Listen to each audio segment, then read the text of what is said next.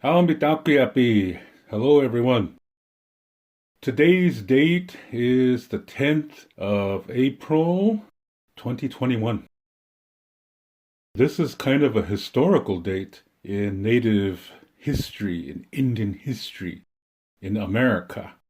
Because on this same day, but in the year 1883, so that's the 10th of April, 1883, America made a law that said all Native American Indian languages and ceremonies are illegal. At this time, in the late 1800s, the reservations were just starting and they were like prison camps at that time.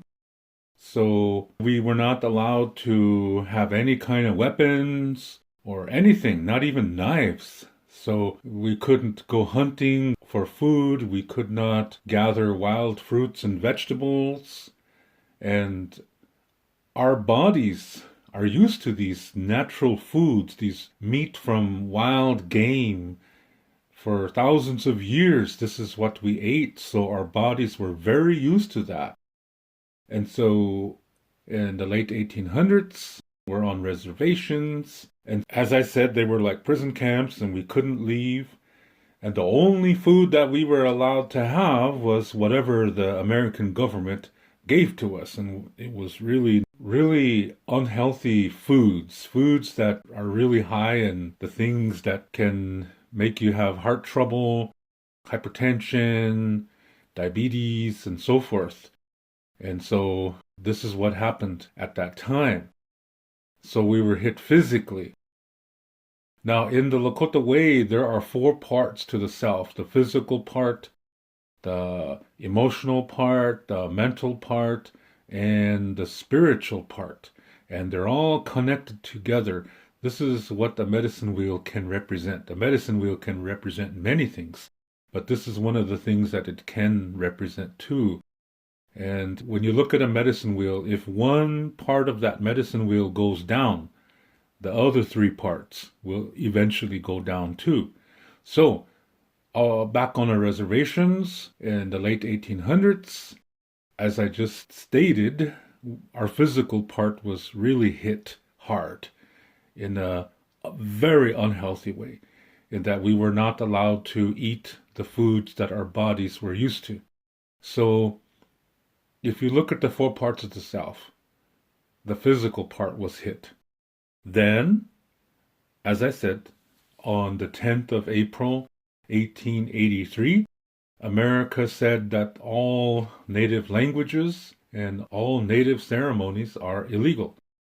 So now we're hit emotionally and spiritually. So this is now three of the four parts. We're hit physically because we can't eat healthy foods. We're hit emotionally because we can't speak our language. And we are hit spiritually because we are not allowed to do our ceremonies. And all our medicine people and holy people were sent away to a mental asylum in Kenton, South Dakota. They were sent there to die. So that's what was happening at that time in the late 1800s on the reservation.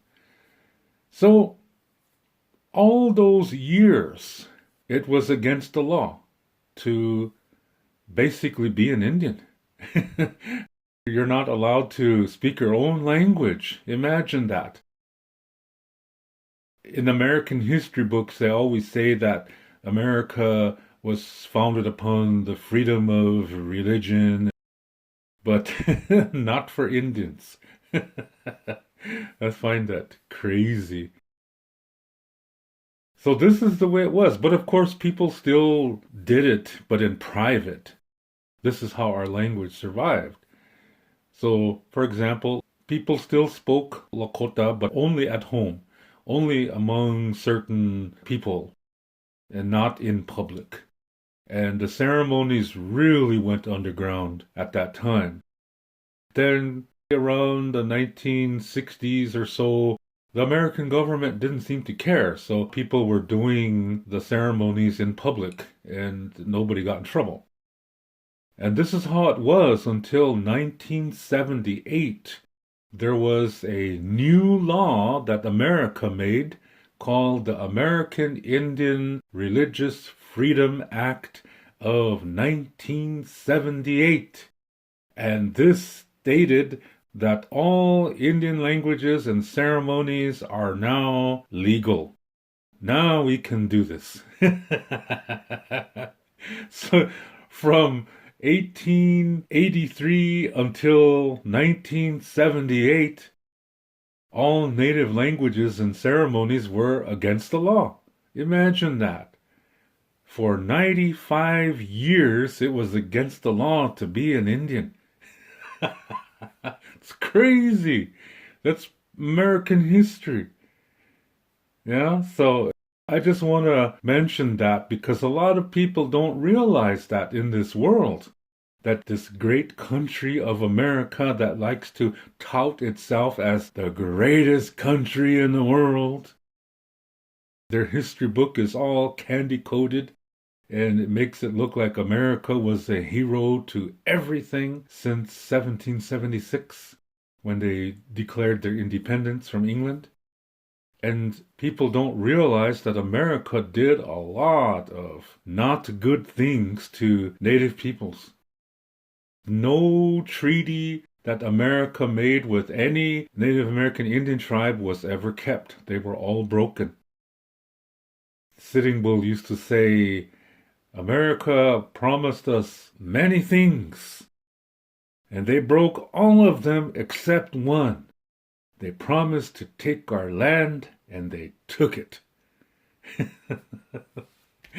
Something to think about. So, if you didn't know about this, now you know. Now you can share this information with other people, because a lot of people don't realize that. Yeah, just imagine. From 1883 until 1978, it was illegal to speak any native language, and it was illegal to do any native ceremony. So all native languages and all native ceremonies were against the law for 95 years.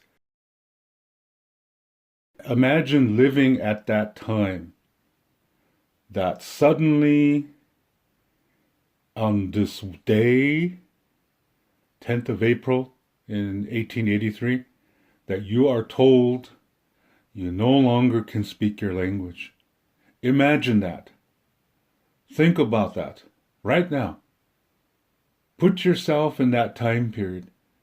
Or even right now, the language you speak right now, whatever language you speak. Just imagine that a law comes out saying you can no longer speak your native tongue, your mother tongue. You are no longer allowed to speak that language. And you have to learn a different language of the oppressor, whoever that is. Let's say somebody comes to you wherever you are, a different, more politically and militarily powerful country takes over your country and just comes to you and says, you can no longer be your identity. You can no longer speak your language. Now you have to learn our language. You have no choice. They take you away from your family. They send you to a school, and you don't know one word of their language. Imagine that. And then every time you try to say something, but it comes out in your native language, you get hit by the teacher or whatever official at the school. You're punished for it. Severely punished for it. Imagine that. Your native language, your mother language, the only language that you know. It has medicine, it has a music, certain words when you hear them or when you say them, they make you feel certain special things, certain emotions that are really powerful in a very nice way. Like when you say, it's nice to see you in Lakota, Lila tayan wa chianke. And this is all you've known, this is all you've heard, this is all you've spoken, this is all you felt, this is all you thought about. And it affects you spiritually and physically.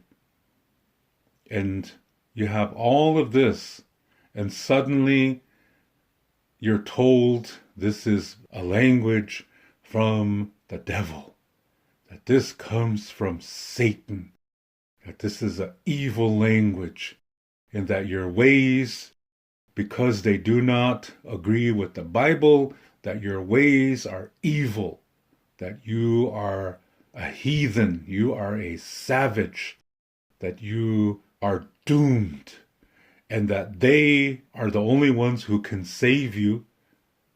And to do that, you have to learn their language and totally forget everything that you've known, which in reality is medicine to you.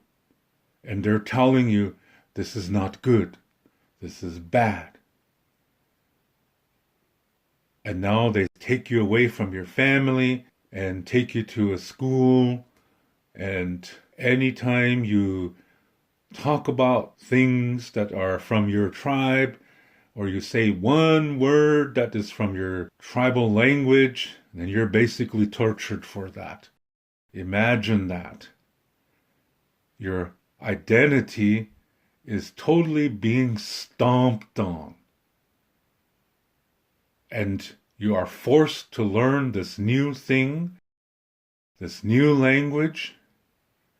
And in this new language, one of the things it teaches is to pursue things so that you are better than others. It's starting to put you in competition that's very unhealthy with your fellow tribal members. It's affecting everything. Your native language, your spirituality is all described as being evil. It's bad. And all these experiences that you've had in your life with your family, with your partner, with your best friends, that all those nice experiences that when they happened, they were in your tribal language, in which all these wonderful things happened. And now somebody is telling you this is bad, this is evil. And you can no longer speak that language. The language that you knew as a language of love. And now you can no longer speak that language. And this is part of your identity. But now you're not able to speak that language. They're telling you you cannot do it.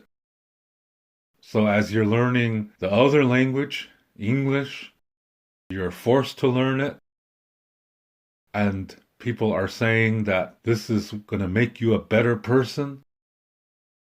This could really mess you up. It could really mess you up mentally and emotionally. And as I said earlier, the physical part and the mental part and the emotional part and the spiritual part, those are all connected to each other. So if you become messed up in the emotional and mental part, the other parts are going to get messed up eventually too. Just imagine, you can no longer eat the healthy foods that your people have eaten for thousands of years. And everything is changing so fast. You can no longer eat those healthy foods, so you become physically sick. You can no longer speak your language, so you become emotionally sick. You can no longer do your ceremonies, you become spiritually sick. This is going to do something to your mind. It's going to make it weak. And then your identity, what is it? What is your identity now? If you don't have your language, you don't have your ceremonies, what is your identity now?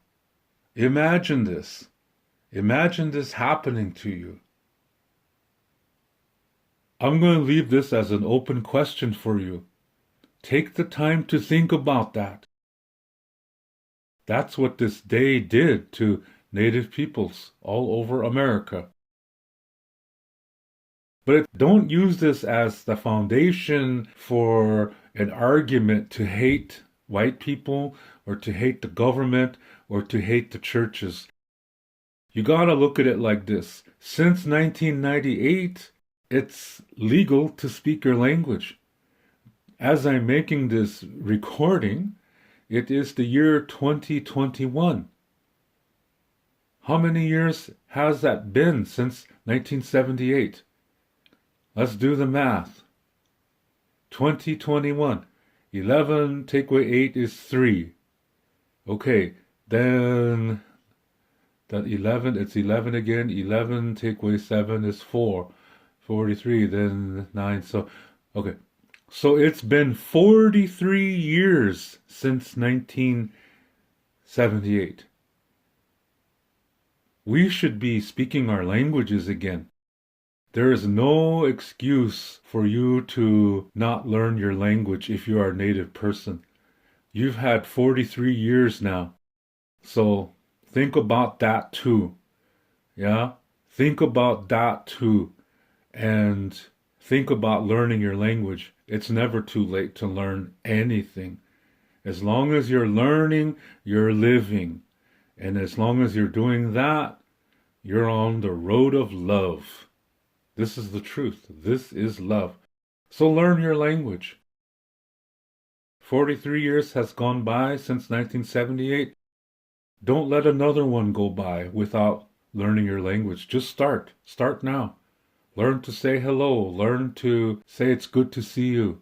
Learn to say, I will see you again. In Lakota, to say it's nice to see you, that is Lila tayan wa chianke. Men would say Lila tayan wa chianke lo. To say I will see you again, that is Doksha ake wa chiankinkte. Men would say Doksha ake wa chiankinkte lo. To learn more about speaking the Lakota language, you can read my book called Chante Etanha Ooglake, Speaking from the Heart. You can see the book cover on the right side of this screen. This book contains the information to what I talk about on my Lakota language mini lesson videos. To purchase this book, please click below where it says Show More. Clicking that link will open up the description below, and there you will see a link called To Purchase My Books. As you will see, it's an eBay link. Click on that eBay link, and there you will see the information to get this book. To read more about Lakota Star Knowledge spirituality, you can read my book called Wichocha Otechike. You can see the book cover on the right side of this screen. This book contains the information to what I talk about on my Lakota spirituality videos. To purchase this book, please click below where it says Show More. Clicking on that link will open up the description below, and there you will see a link called To Purchase My Books. As you will see, it's an eBay link. Click on that eBay link, and there you will see the information to get this book. Lila Pilamayelo. Thank you very much.